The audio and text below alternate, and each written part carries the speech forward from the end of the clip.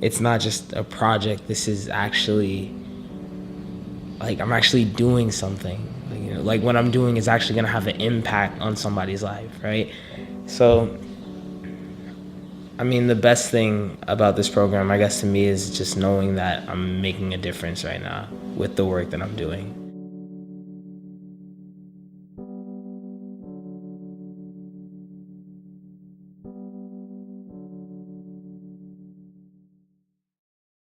So how did you learn about gentrification? We learned about it in our qualitative research class. So before this year, you weren't really aware of it? Not as much, no. Well, is anybody that you know affected by gentrification? A lot of them don't even realize that their neighborhoods are currently going through this. But once I explain to them what it is, they're like, oh, I can see that, that's happening right now. And the weird part about it is, like, how do you tackle that? It's not a problem where rules are being broken or there's like an immediate injustice to the people living in the neighborhood. They are being forced out of their homes, but then who's to say that you don't have the right to live where you want to?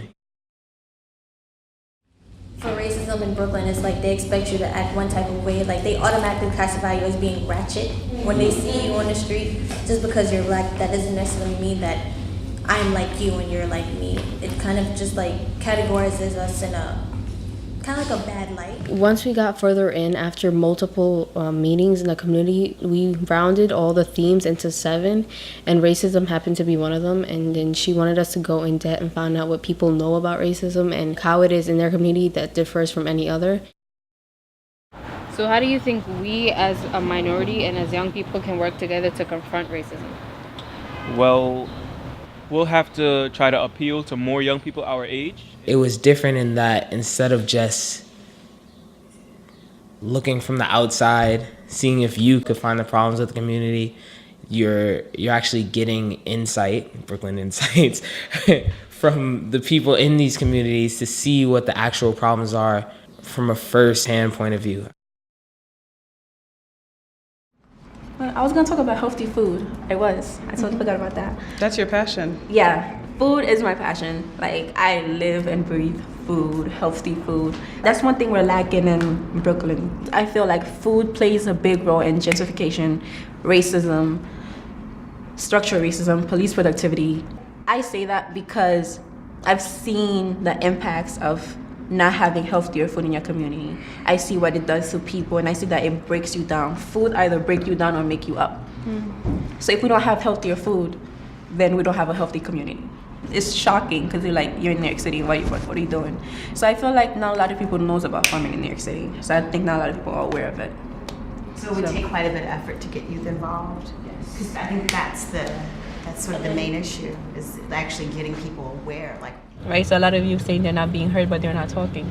So I feel like I'm being heard. As long as you talk, then somebody's gonna hear you one way or another. There is no group more powerful when you organize than young people.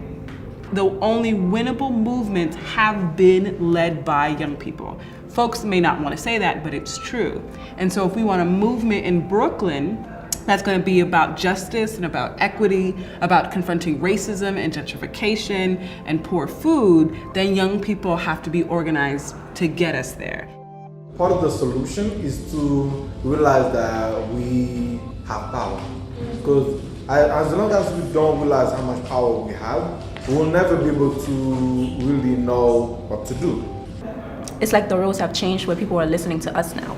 And I don't know, I'm proud, I'm sad because of all the things that I see going on in Brooklyn and my community.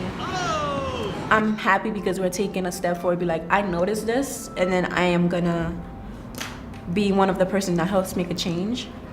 Any little action that you take is gonna have ultimately an impact, however big or how small, on your community, Brooklyn as a whole, and where you're living.